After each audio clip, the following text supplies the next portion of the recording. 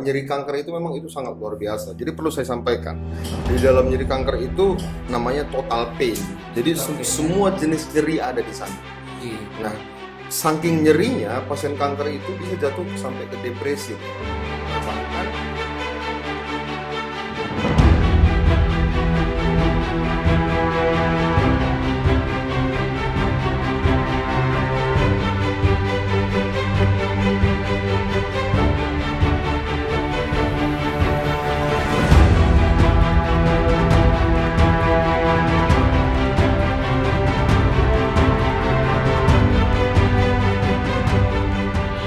Assalamualaikum warahmatullahi wabarakatuh. Kembali lagi di channel saya Bantai, bahas santai tentang kesehatan ya. Jadi narasumber hari ini sengaja saya cari karena ini memang banyak pertanyaan teman-teman ya. Yang dokter ini merupakan salah seorang ahlinya di bidang itu ya. Jadi saya perkenalkan ini Dokter John ya. Dokter John mungkin bisa kenalkan diri. ya, terima kasih. Assalamualaikum warahmatullahi wabarakatuh. Sebelumnya mungkin saya mengucapkan terima kasih kepada Dr. Doni yang telah mengundang di channel YouTube-nya yang mantap ini ya saya pikir. Jadi eh, nama lengkapnya adalah Dr. John Franz Tepu, MKAN, SPAN, Fellowship Interventional Pain Management dan konsultan manajemen nyeri. Oke, jadi kami ini sama-sama satu kelas, sama-sama sekolah di spesialis anestesi. Pokoknya suka dukanya kita jalanin lah ya, brother ya. Jadi kami karena udah saking dekatnya, jadi manggil brother-brotheran ya. Iya. Ya kan brother kan? Ya, sip. Nah, jadi tapi brother ini dia sudah mengambil konsultan lagi. Kalau saya sih SPAN aja. Kalau beliau ini sudah mengambil konsultan, nanti kita bahas. Oke? Nah, banyak nih teman-teman dari media sosial ya, brother ya, menanyakan sebenarnya tugas dari dokter bius itu apa sih? Ya, Atau dokter anestesi lah kalau dia bahasa medisnya. ya. Oke, jadi sebenarnya kan kalau dokter anestesi itu nama lengkapnya sekarang itu kan spesialis anestesi dan terapi intensif dan manajemen nyeri. Oke. Nah, jadi ada dari situ namanya saja sebenarnya sudah ada 3 komponen di sana: anestesi, terapi intensif di ICU, dan manajemen nyeri. Nah, kalau nggak salah kemarin di channel sebelumnya ICU sudah dibahas Iya, sama dokter Dr. Bastian. Ya. Ya. Oke, jadi kalau dari anestesi itu sendiri sebenarnya tugasnya itu adalah banyak di kamar operasi ya. Kalau dari Pembiusan lah ya. pembiusan. Nah, pembiusan untuk operasi. Nah, cuman masalahnya kan ya karena anestesi ini sifatnya kebanyakan di belakang layar lah katakan seperti itu. Oke. Jadi Orang nggak ada yang kenal. Siapa iya, dokter anestesinya? Siapa sih dokter jadi anestesi? Nggak ada yang kenal. kalau ditanya pasiennya, kadang pun dia nggak tahu siapa karena Iya. mungkin kita tidak mengenalkan. Iya, Nah, mungkin ini benar. jadi tantangan kita bersama juga ke depan supaya lebih dikenal. Kita harus mengenalkan diri. Betul. Kita dokter anestesi. Oke. Nah, selain daripada pembiusan itu, ada lagi tadi ICU. Mungkin ICU kemarin sudah dibahas ya. Oke. Kemudian, nah itu dia manajemen nyeri. Jadi manajemen nyeri ini memang khusus untuk menangani daripada nyeri baik akut maupun kronis. Namun tadi sebelum ke sebelum kita bahas ke manajemen nyerinya, di anestesi itu sendiri kan sekarang memang sudah ada beberapa sub ya, Sub ya banyak. spesialis. Hmm. Jadi misalnya bedah saraf ya. Jadi dia anestesi bedah Ya, saraf. ICU termasuk tadi, Oke. kemudian bedah anak, Jadi anestesi regional. khusus bedah Ya, anak jadi ya. ada sub-subnya lagi. Nah, salah satunya itu adalah memang konsultan manajemen nyeri. Manajemen nyeri ya. Ya, yang khusus mengenangani rasa nyeri gitu, sakit ya, baik itu bersifat akut maupun yang kronis. Oke. Nah, kira-kira itu. Jadi karena manajemen nyeri ini arti luasnya itu sangat-sangatlah luas ya. Jadi makanya saya sudah rangkumin sih beberapa pertanyaan yang ada sama saya ya. Gimana sih dokter kok bisa tertarik, brother bisa tertarik untuk mengambil konsultan manajemen nyeri ini? Ya, di samping memang masih belum banyak ya, dokter anestesi sendiri itu pun sebenarnya masih sedikit ya, apalagi sub-subnya Iya ya, betul. itu sangat sedikit tenaganya. Kemudian kan tentunya kita kan tahu sekarang bahwasanya kalau dulu vital sign itu tanda vital itu kan ada 4 ya. Ya, itu Nah, tanda-tanda klinis iya. pasien datang ke rumah sakit itu biasa dicek itu biasanya 4 Iya, ya. jadi kemanapun kita rumah sakit atau dirawat pasti dicek itu berkala Iya, yang 4 betul. itu. Ya, Nah sekarang itu nyeri itu udah menjadi vital sign yang kelima oke. gitu, itu sudah disepakati ya. Jadi nyeri itu sudah menjadi vital sign. Artinya memang nyeri ini kan hak asasi manusia. Jadi Betul. seluruh pasien itu berhak nggak nyeri dia, nggak boleh dia nyeri sebenarnya. Jadi ingat Nah, ya, teman-teman ya, tidak boleh nyeri. nah Nah, itulah yang mau dijelaskan sama Dokter John ini. Jadi baik itu mau operasi, melahirkan, dan memang nggak operasi nggak melahirkan pun ya pasti semua pasien itu berhak bebas nyeri Oke. gitu. Nah itulah nanti tugas kita bagaimana membuat pasien itu tidak merasakan nyeri. Nah khusus untuk yang dioperasi itu kan akut dia, dan itu nggak boleh nyeri juga memang. Nyeri akut ya. Iya, namun memang kebanyakan di praktek yang saya jumpai ya nyeri-nyeri kronis juga banyak yang datang ke praktek dan kita tangani juga di rumah sakit dan termasuk nyeri kanker. Nyeri kanker ya. Iya, nyeri kanker. Jadi Gitu. teman-teman, nyeri itu ada dua, akut dan kronis. Akut itu yang tiba-tiba muncul nyerinya, yang kronis itu memang nyeri yang sudah lama ditahan-tahan sama si pasien dan itu sehingga menyebabkan itu menjadi kronisisasi lah ya kan. Jadi berlangsung lama. Jadi salah satu nyeri kronis itu pain ya, cancer ya, Ya, kanker. Nyeri oleh karena kanker. kanker. Nah, itu kan biasanya kronis tuh.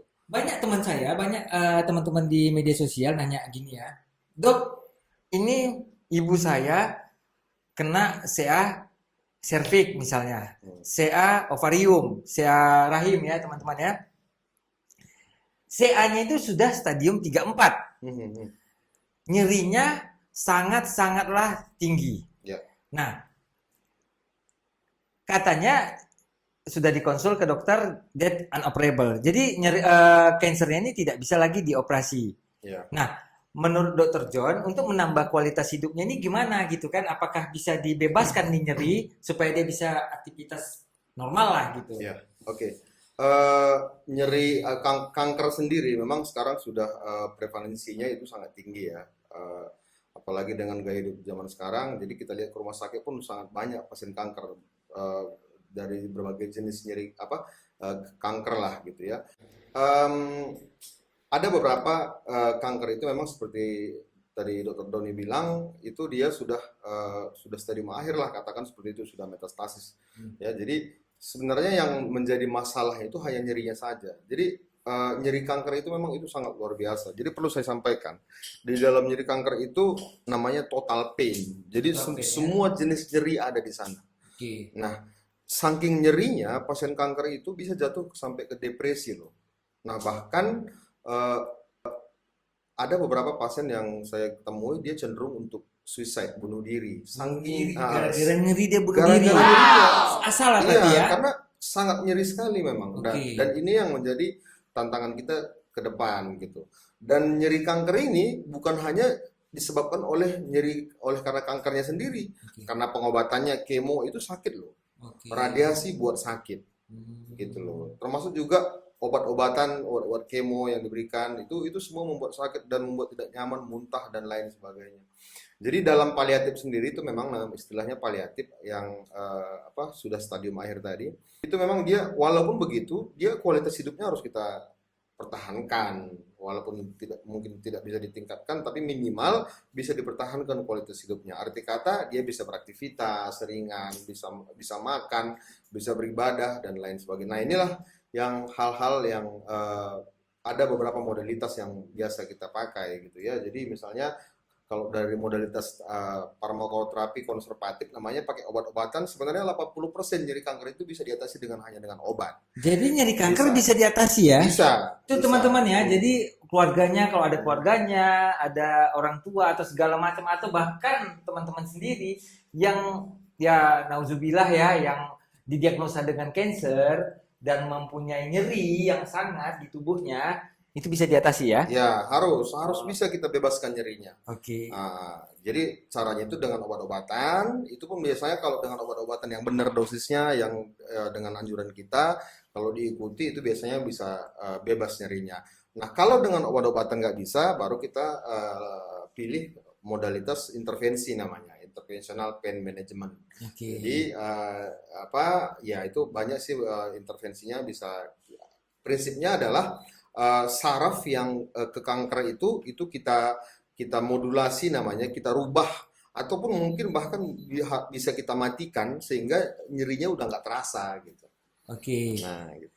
Jadi ya teman-teman ya, jadi berdasarkan kata Brother John, Dr. John ini ya, jadi cancer yang sudah nyerinya itu tidak tertahankan, tapi cancernya ini sudah tidak bisa dioperasi. Jadi untuk menambah kualitas hidup si pasien supaya bisa makan, maksudnya apalah kegiatan sehari-hari lah ya. Ya, ya. Jadi mudah-mudahan bisa diobatin untuk nyerinya. Bukan Dibebaskan untuk nyeri. mengobatin cancernya ya, Iya, bukan. bukan, benar. Mengobatin nyerinya. Hmm, Kalau cancernya mungkin keputusannya ada sama si dokter tumornya. oke. Ya, terus menurut dokter John ini sendiri untuk mengapakan nyeri ini itu dia bisa dengan obat-obatan Ya, dan ada invasif ya. ya invasif, ya. Invasif menggunakan alat ya. Menggunakan alat. Menggunakan alat. Ya, ya. Oke. Mungkin nanti bisa kita tayangkan ya. Kita ada tayangkan alat-alat apa aja yang dipakai. Ini jadi pertanyaan yang sangat-sangat dasar. Apakah manajemen nyeri ini masuk ke dalam kategori ya bisa kita bilang apakah ini mesti dia bayar umum atau bayar Ya, bisa masuk ke BPJS atau gimana? ya, ya. Oke, mungkin sebelum ke sana saya mau menjelaskan ya. Jadi sebenarnya eh, manajemen nyeri itu baik itu akut, kronik maupun kanker itu merupakan ranahnya anestesi dan itu sudah jelas Bisa jelas ya? aturannya dalam PNPK, konsul kedokteran itu sudah jelas ya. Jadi Oke, memang ada beberapa disiplin ilmu di sana, ada 5 ya, salah nah, satunya anestesi. Dan itu anestesi. kita sudah berkompetensi lah, tapi tentunya ingat memang harus ada kompetensi tambahan Oke. gitu. Nah, jadi untuk sekarang ini kalau apakah itu harus bayar itu atau bisa BPJS tergantung pasiennya itu sekarang. Jadi Oke. kalaupun mau pakai asuransi kesehatan pemerintah seperti BPJS sekarang ini kan itu bisa. Jadi harus ada rujukan ke rumah sakit tertentu. Nah, dan itu biayanya bebas, free. Free Nah, ya. free biayanya. Tuh, Termasuk juga obat-obatannya bisa free. nah itu ya teman-teman ya, ingat ya. Kata Dokter John itu bisa free ya, tapi ya diurus lah BPJS-nya ya. Ya, Jadi ya. teman-teman ngurus BPJS baru datang, jangan belum diurus datang ya nanti jadi umum jadinya Iya, ya. iya. Nah, itu dia. Nah, eh, seberapa banyak sih yang seperti Dokter John ini di Medan kira-kira Ya, yang sudah ahlinya di bidang nyeri ya? iya, iya. Oke, kalau di Medan, Sumatera Utara khususnya, kalau yang tadi kan kita ada konsultan ya, Legalitas. iya legalitasnya Ah, ya. ah. Jadi legalitas untuk nyeri ini ada 2 di Indonesia. Eh, FIPM, Fellowship Interventional Pain Management, sama KMN, Konsultan Manajemen Manajemen nyeri, Nyeri. Nah itu oke. jenjang pendidikannya. Oke. Kalau FIPM-nya sendiri, itu baru saya di Sumatera Utara. Nah, lihat tuh, saya Kalau berhasil mengundang satu-satunya narasumber yang sudah FIPM di Medan. Saya berhasil mengundang di konten Bantai ini. iya. Berarti baru dokter ya? Iya, tapi kalau konsultan manajemen nyerinya itu Ah, sudah ada beberapa, sudah ada 3-4 orang lah. ada 3-4 orang ya. Iya, iya. Pertanyaan nih dari teman-teman. Hmm. Kalau ada keluarganya, orang tua atau bahkan mereka sendiri, mau kemana mereka? Ya, Nyari manajemen nyeri ini. oke, oke. Ah, Sebenarnya pada prinsipnya sesuai dengan akreditasi itu kan, iya. rumah sakit semua kan sekarang semua wajib akreditasi dan di situ sudah ada elemen penilaian tentang nyeri dan wajib ada manajemen nyeri di sana. Oke, Cuman memang tenaganya seperti saya bilang FIPM dan KMN itu nggak semua rumah sakit yang punya. oke. Nah, nah sekarang yang sudah kita jalankan, yang sudah established, yang sudah ada sistem, memang ada beberapa rumah sakit yang sudah berjalan. Jadi Iya, bisa kalau memang untuk manajemen nyerinya sendiri, khususnya nyeri kronis nih ya, iya. kayak kanker sama nyeri kronis yang lain itu bisa ke rumah sakit pusat Malik ya pemerintah. Kalau rumah sakit swastanya ada beberapa rumah sakit swasta di Medan dan termasuk juga boleh datang ke praktek saya sendiri. Nah, ini yang mau ditanya, praktek dokter itu di mana sebenarnya? Ya kan? Jadi teman-teman, kalau ada yang nyeri, udah kita ke praktek dokter John, ya kan? Di mana praktek Ya, dokter John jadi ini? praktek saya itu di Rumah Sakit Umum Delima. Memang agak jauh ya dari Ya, Rumah Sakit pinggiran Umum kota Delima Medan. ya. Iya, di Oke. Martubung. Iya, Di Martubung ya. iya, iya. Oke. Nah, ini ada yang jauh nih. Iya, Saya Tanjung Morawa, Dok, katanya. Saya mesti kemana kalau yang lebih dekat, kira-kira? iya kalau Menjumpain manajemen nyeri inilah gitu. iya kalau di apa namanya seperti saya katakan tadi sebenarnya tadi kita anestesi ya, yang Ya, ada dokter anestesinya sebenarnya bisa.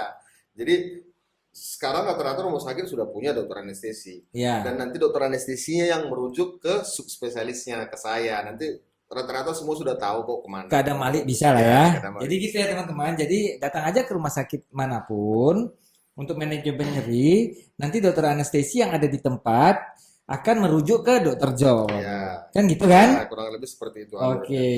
Nah, Nah, ini yang paling gembar-gembor di kalau menurut saya sih setahun terakhir ya. Teman-teman yang wanita yang baru melahirkan sesar lagi booming nih, iya, Erax. iya, era. Iya kan? Iya, iya. Erax. Nah, Erax itu apa sih? Siapa sih yang melakukan Erax ini sebenarnya? iya, iya, iya, oke. Jadi benar brother bilang, jadi Ah, beberapa waktu terakhir ini belakangan agak membooming ya masalah ERAX ini. iya. Jadi ERAX sendiri itu adalah memang suatu sistem sebenarnya. Jadi Ah, suatu sistem yang membuat pemulihan operasi itu menjadi lebih cepat. Kalau ERAX itu operasi untuk melahirkan. iya. Jadi pemulihannya itu lebih cepat. Ya kalau yang konvensional mungkin bisa 4 hari baru pulang, Iya. kemudian Itu harus biasanya 4 hari iya, pulang. kemudian Dengan adanya Erax, dengan adanya ERAX 2 hari 3 hari bisa pulang oke. dan setelah operasi bisa langsung makan kemudian bisa mobilisasi artinya Hmm, ya bisa jalan jadi 6 jam setelah operasi pun udah bisa jalan itu pastinya gitu oke. jadi bisa langsung nyusuin bayinya gitu dan dia nggak nyeri Nggak nyeri kemudian ya. nggak kedinginan nggak kelaparan gitu jadi memang Oke. bener-bener nyaman lah gitu Jadi siap ERAX operasi ini. bisa makan, jalan bisa jalan, Jalan bisa. bisa jalan ya. Kurang lebih 4 jam 6 jam sudah bisa 4, langsung jalan. 4 jam sampai 6 jam Iya, setelah operasi bisa jalan bisa ya. jalan, Wah, bisa langsung jalan. mantap. Dan itu ERAX ini sebenarnya tulang punggungnya profesi kita, anestesi. Iya, oke. Walaupun memang sejauh kita yang lain seperti Obgyn itu terlibat, Iya. kemudian para perawat itu semua terlibat karena dia semua adalah bentuk sistem. Jadi Erax ini sebenarnya disiplin ilmu ya, banyak ya, multidisiplin lah ya. Iya, Tapi tapi tulang punggung itu anestesi tulang sebenarnya. punggungnya anestesi Iya, ya. iya, Oke, oke. gitu. Itu dia. Jadi teman-teman ya, gak usah takut lagi deh kalau main namanya operasi ya.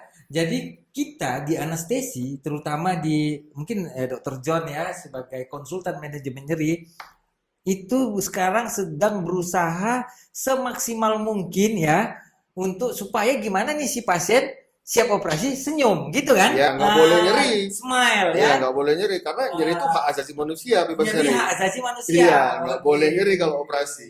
Gitu. Jadi semakin maju zaman, semakin bagus itu terapi-terapi, terutama ya kalau misal teman-teman yang siap operasi, ini gak usah takut lagi lah. Jadi jangan momok lah gitu mau operasi gitu kan. Ya. Wah mau operasi takut nanti takut lah kita ya.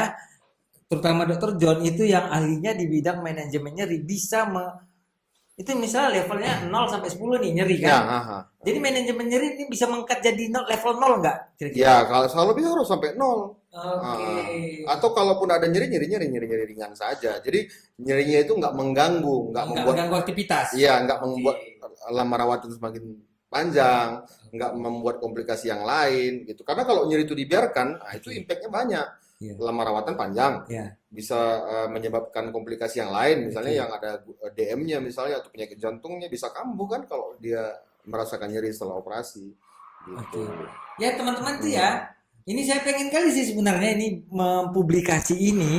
Seharusnya ini kan udah dari setahun yang lalu, ya Iya, kan? Udah iya, iya, mulai boomingnya di iya, Medan. iya. Tapi teman-teman masih banyak yang belum tahu gitu. Makanya Ah, saya di konten ini berusaha untuk menyampaikan informasi-informasi yang seperti gini ke masyarakat supaya masyarakat ini tahu, wah ini nyeri mau datang kemana gitu. Wah ini nyeri jangan jadi dibawa ke rumah lah ini keluh kesahnya ya kan. iya, iya. Kalau bisa nih keluh kesah nyeri ini bisa dibawa ke rumah sakit dan ditanganin.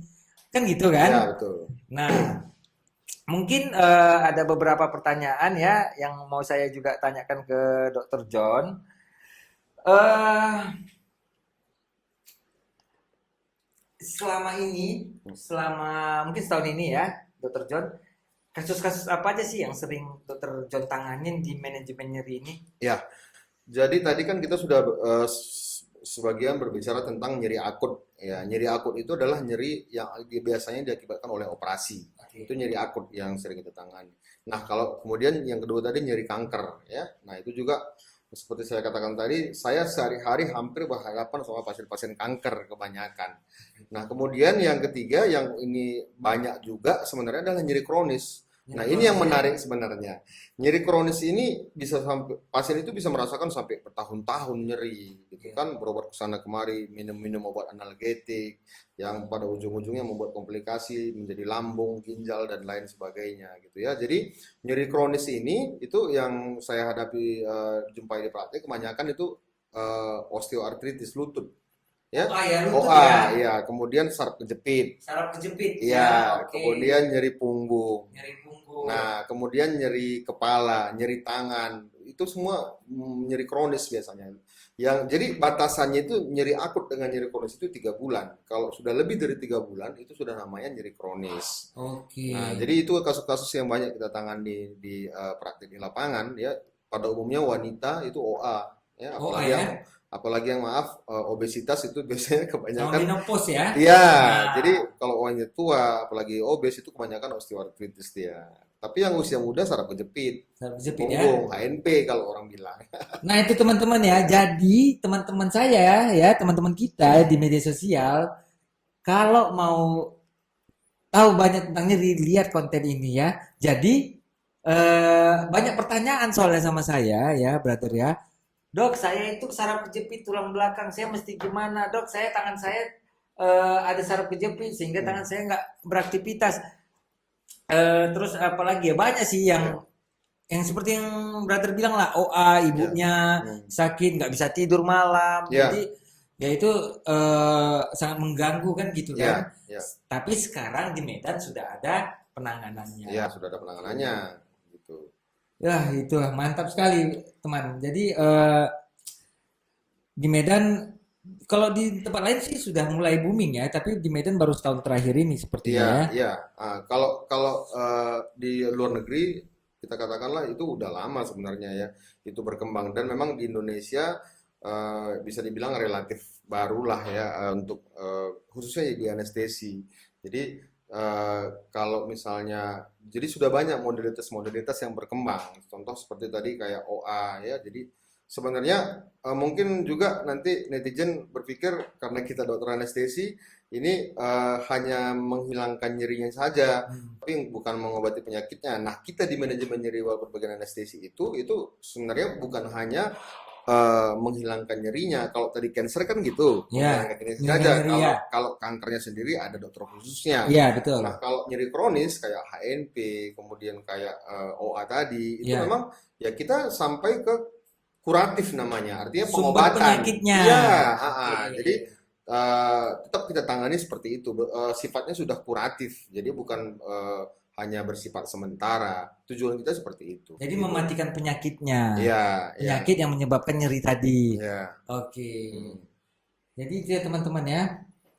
Eh, Kalau teman-teman kira-kira ada pertanyaan atau lain sebagainya macam yang mau ditanyakan mengenai nyeri, kita tanya ini Dokter John. Dokter John punya Instagram nggak yang bisa ditanya jawab ini? Oh Hah? iya, ya punya sih, Punya? punya. Ada ya? Ada Klinik Nyeri Medan namanya. Klinik Nyeri Medan ya. Iya, Nanti iya. ini ya. Ah, Di sini betul. ada apanya akunnya ya Klinik Iya. Nyeri Medan. Ah. Jadi mungkin bisa ditanya-tanya ke situ ya. Boleh, boleh. Atau Ah, langsung ke WhatsApp atau apapun, telepon juga boleh wih, kok. baik kali ya dokter ini ya.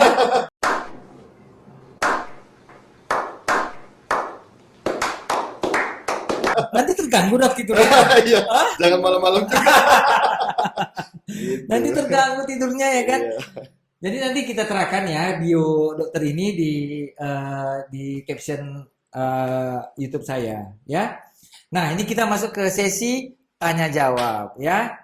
Jadi dok, ini Hmm. ada pertanyaan dari beberapa netizen, teman media sosial ya. Itu menanyakan, sebenarnya berapa lama sih tahan kalau kita sudah, misalnya nih ada pasien datang ke dokter nih, Hmm, hmm. dokter itu bisa apakah nyeri ini hilang selamanya atau mesti berapa lama mesti konsul lagi atau gimana bertahannya? Ya, oke. Jadi itu sebenarnya tergantung daripada nyerinya ya, dan Mm-mm. tergantung daripada penyakitnya. Contoh kita ambil seperti HNP misalnya ya. HNP. Nah, jadi Itu HNP itu saraf ya jepit saraf tulang belakang kejepit ya. ya, saraf kejepit. Ah, Nah, perlu saya sampaikan bahwasanya kebanyakan itu kalau netizen itu saya perhatikan kalau ada nyeri punggung itu sudah langsung dianalogikan dengan saraf jepit ah, HNP. Oh, ini saya HNP nih. Belum iya, tentu. belum tentu ya. Belum tentu. Jadi nyeri punggung itu ada 5 atau 6 penyebabnya. Nyeri Oke, punggung bawah itu. Nah, HNP sendiri itu justru di peringkat keempat. oke, Jadi peringkat satu 2 3 itu masih banyak lagi yang lain, khususnya pada orang tua loh. Jadi jangan langsung berpikir kalau ada nyeri punggung itu langsung HNP, apalagi pada orang tua. Bisa oke. yang lain, Bisa yang ligamen, lain. otot, dan lain sebagainya. Oke, Nah, kalau ditanya dia, dok berapa lama ini tahan pengobatannya gitu. Seperti saya katakan tadi, kalau bisa kita sifatnya kuratif, menyembuhkan gitu ya. menyembuhkan Ya, ya. menyembuhkan. Tapi memang ada beberapa yang model tes tertentu kayak misalnya contoh kita ambil HNP, saraf kejepit ya. Saraf Jadi, kejepit. jadi kalau dari saya sendiri, ya dari kita manajemen nyeri sendiri di anestesi, itu tugasnya membuat dia nggak nyeri, tapi memang apa saraf yang terjepit itu tidak dibebaskan. Kalau mau dibebaskan itu harus dengan operasi, gitu Oke, loh. Jadi, tapi saya tegaskan nggak semua HNP itu harus operasi, gitu oke. loh. Bisa dengan intervensi yang kita lakukan selama ini pun ada yang memang sudah nggak kambuh lagi. Tapi ada juga yang 2 sampai 3 tahun lagi perlu kontrol misalnya Oke. gitu. Nah, seperti contoh lain kalau OA. Nah, Heeh. kalau OA juga tergantung grade-nya. Kalau sudah grade 3 4, OA ini kan sifatnya degeneratif, penyakit tua Penyakit akibat tua ya. umur. Jadi, kita nggak bisa mengembalikan dia ke muda lagi. Nggak bisa. Hanya bisa mengontrol nyeri atau kita perlambat progresivitasnya. Oke. Jadi dia lama dia baru jatuh ke grade 3 grade 4 gitu. Jadi dengan pengobatan, dengan beberapa modalitas yang kita punya itu memang bisa, yang penting pasien itu meningkat kualitas hidupnya. Nyeri kronis ini ingat loh, nyeri kronis ini itu sangat bisa menurunkan kualitas hidup, berarti nggak bisa kerja, nggak bisa ibadah dan lain sebagainya gitu. Oke. Ini pertanyaan kedua dari Hmm. teman-teman dari teman media sosial juga. Dok, saya merasakan nyeri, Hmm. tapi nggak ada sumbernya. Ada nggak nyeri yang dirasakan psikosomatis? Oh ya, oke. Ah, itu yang perlu kita, itu yang pertanyaan bagus sih menurut saya karena dia menanyakan, ini saya ada nyeri, tapi sumbernya itu nggak jelas gitu. Ya, ya, Jadi kayak dia psikosomatis, stres sendiri memikirkan nyerinya ini gitu. ya. Jadi nyeri dia. Nah, itu ada nggak kira-kira? Ya, jadi eh, saya mau terangkan dulu tentang definisi nyeri ya. Jadi Nah, ada salah satu definisi yang menyatakan pain is what is the patient said. Jadi kalau memang pasien itu bilang dia nyeri, kita jangan bilang wah itu psikomatis, jangan. Itu memang nyeri berarti. hmm, Harus berarti ada itu nyerinya, bukan nggak oke. ada.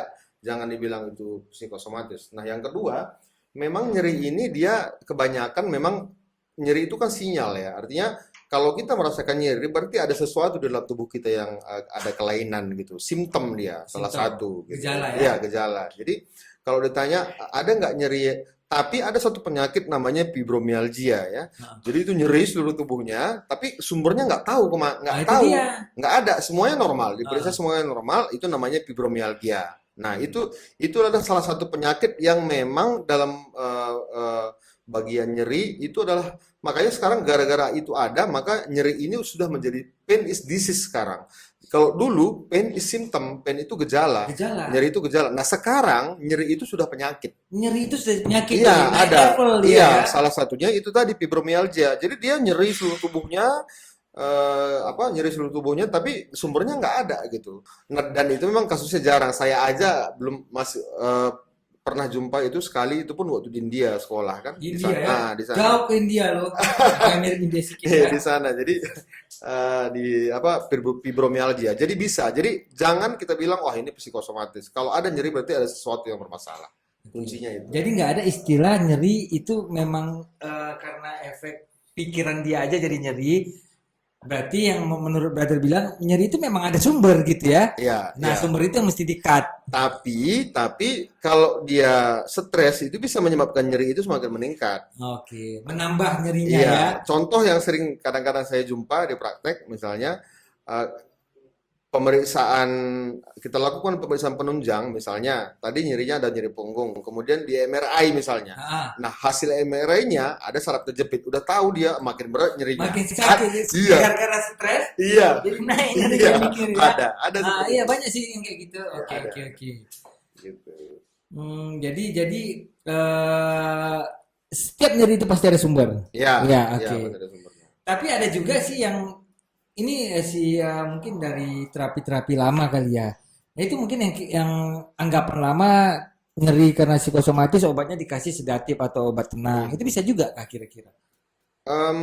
Kalau dari modalitas farmakologi sendiri, sebenarnya kalau untuk di penenang itu tidak ada tempatnya untuk mengobati nyeri. Tidak ada. Nggak ada tempatnya. Tapi sebagai ajupan boleh, Ajukan obat ajupan tambahan. tambahan. Seperti yang brother bilang tadi, Ya, karena sudah lihat MRI, ya, stres, stres, nambah nyerinya. nambah nyerinya. Jadi Oke. sebagai ajupan boleh-boleh saja. Oke. Gitu. Oke. Nah, ini juga ada teman-teman nanya ya kan, masalah erax.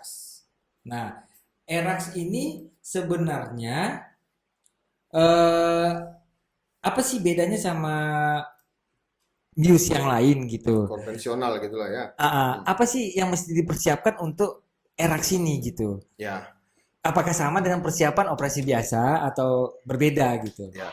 Oke, jadi perlu saya sampaikan juga. Jadi sebenarnya op- eh, tidak pun ERAX, Ya, sebenarnya kewajiban kita nih sebagai ya, dokter anestesi membuat pasien itu nyaman, bukan hanya nyaman. operasi melahirkan, operasi Oke, apapun, termasuk operasi melahirkan, nggak pun ada ERAX itu sudah menjadi kewajiban kita sebenarnya. oke. Cuman bedanya memang secara konvensional yang kita jalani selama ini, kalau bukan pakai sistem ERAX ini, itu masih ada kekurangan-kekurangan di sana, masih ada apa namanya yang membuat tidak nyaman, misalnya lama rawatannya, kemudian Oke. kalau kita gunakan analgesik konvensional masih ada nyerinya, gitu-gitulah. Jadi, nah dalam erax ini itu memang saya katakan sistem ya, suatu sistem yang membedakan dengan konvensional, yang jadi dia pemulihannya lebih cepat. Ya, 6 jam terus jalan, sudah mobilisasi, kemudian yang pasti itu tadi nggak nyeri gitu pasiennya. Jadi persiapannya sama aja gitu Oh, ya. persiapannya sebenarnya justru kalau kita dulu kalau konvensional kalau bicara persiapan kita kan harus puasa ya. Puasa segala Nah, macam. kalau di erax ini itu pasien nggak perlu puasa karena ternyata memang puasa itu menyebabkan pasiennya jadi lemas, kemudian Oke. kurang tenaga. Sementara kalau di erax ini kita kasih nih loading kalori dia sebelum operasi, justru kita kasih minum gula, kita kasih makan gitu. Oke. Jadi dia nggak perlu puasa. Nggak perlu puasa Dan ya. setelah operasi pun pasiennya nggak perlu puasa. Langsung makan. Iya, langsung Oke. makan. Jadi memang lebih nyaman lah. Itu ya teman-teman ya, sungguh-sungguh sangat enak zaman sekarang ini.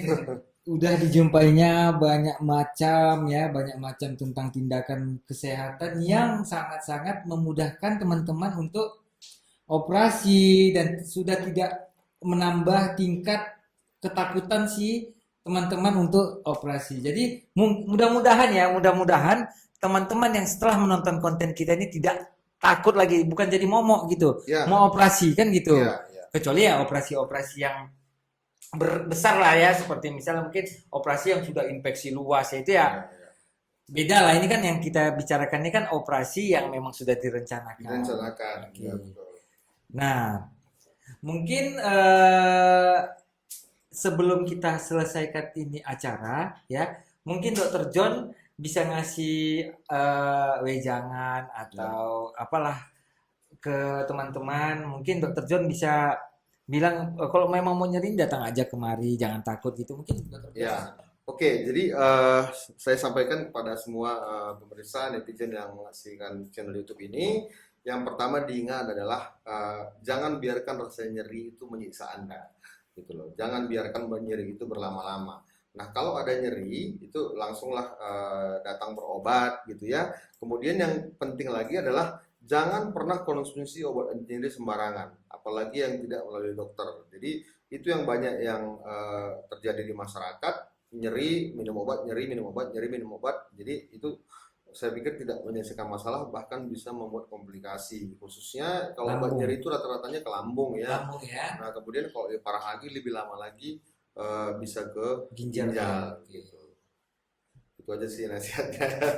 Jadi ya teman-teman ya, saya sangat-sangat senang hari ini karena saya berhasil mengundang narasumber yang masih jarang di Medan ini ya, Dr. John ini. Tadi Dr. John juga sudah memberitahukan di mana mau jumpain Dr. John, dan baiknya lagi Dr. John ini menerima keluh kesah teman-teman, nanti ada di link bio setelah di konten ini, di bawah konten itu ada link bio, nanti Dr. John saya terahkan. Oke dok. Oke. Nah ini pertanyaan terakhir ya sebelum kita udahkan. Kalau sakit hati bisa nggak di pen manajemen ini? Ini banyak orang sekarang sakit hati. Selalu pertanyaan, selalu kalau saya di mana-mana begitu tuh. Ah. Dok, kalau sakit hati gimana? Bisa nggak dihilangkan? Nah, ya bisa juga sih sebenarnya. Silakan. Bisa. Apalagi sama dokter Doni nanti kalau sakit hati, pasti langsung hilang sakitnya. Oke teman-teman, senang hari ini ya. Jadi kata berpisah. Mungkin ya nanti di lain waktu Dr. John bisa juga jadi narasumber kita di sesi kedua. Mungkin ada pertanyaan-pertanyaan yang tambahan dari teman-teman. Bisa saya rangkumkan dan saya undang lagi Dr. John. Bersedia nggak kira-kira? Ya, Bersedia ya? pastilah. Nggak mungkin nggak bersedia. Oke, siap. Oke teman-teman, kita udahkan konten ini. Assalamualaikum warahmatullahi wabarakatuh. Waalaikumsalam. Brother, kelihatan nih kayaknya. Iya, panas sekali di luar tadi. Jangan takut, kita ada solusinya dari produk PPL. Yuk, ini brother nih, Apa nih? deodoran. Wah, apa nih? Wah, deodoran ya? Oh, pas sekali lah nih. Udah mantap kan, kebetulan lah. Lagi biar tetap segar ya kan? Deodoran PPL. Mantap.